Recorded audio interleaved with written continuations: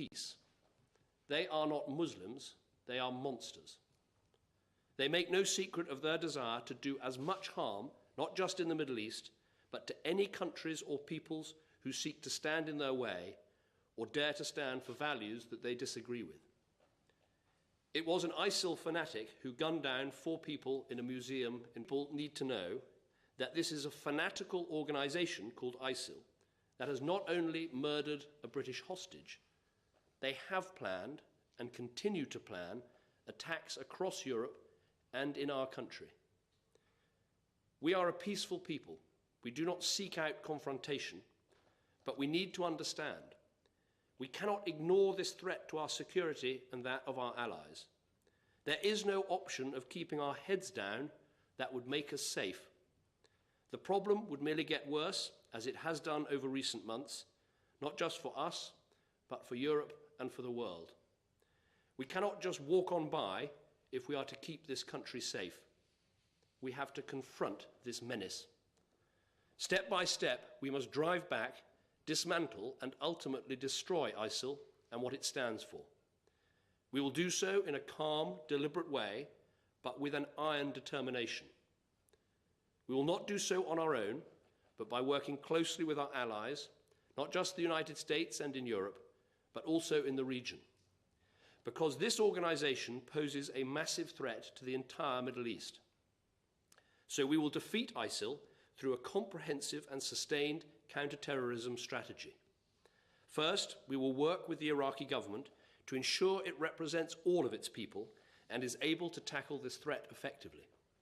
We will support the Kurdish regional government, who are holding the front line against ISIL. We will help them protect their own people and the minorities, including Christians, that they've helped already, through our supplies of ammunition and through training. Second, we will work at the United Nations to mobilise the broadest possible support to bear down on ISIL. Third, the United States is taking direct military action. We support that. British Tornadoes and surveillance aircraft have been helping with intelligence gathering and logistics.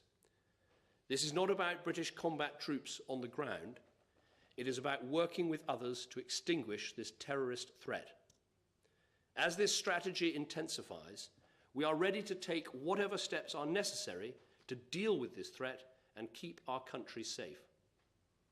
Fourth, we will continue to support the enormous humanitarian efforts, including using the RAF to do so, to help the literally millions of people who have fled ISIL and are now living in appalling conditions. And fifth, and perhaps most important, we will maintain and continually reinforce our formidable counter-terrorist effort here at home to prevent attacks and to hunt down those who are planning them. People across this country will have been sickened by the fact that it could have been a British citizen who could have carried out this unspeakable act. It is the very opposite of everything our country stands for.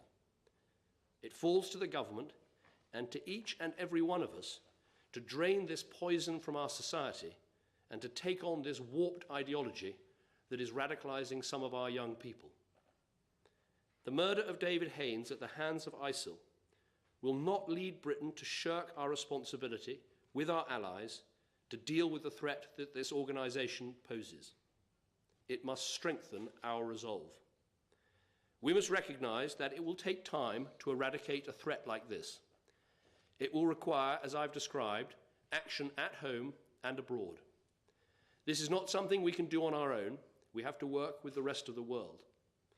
But ultimately, our security as a nation, the way we go about our everyday lives in this free and tolerant society that is Britain, has always depended on our readiness to act against those who stand for hatred and who stand for destruction. And that is exactly what we will do. Thank you.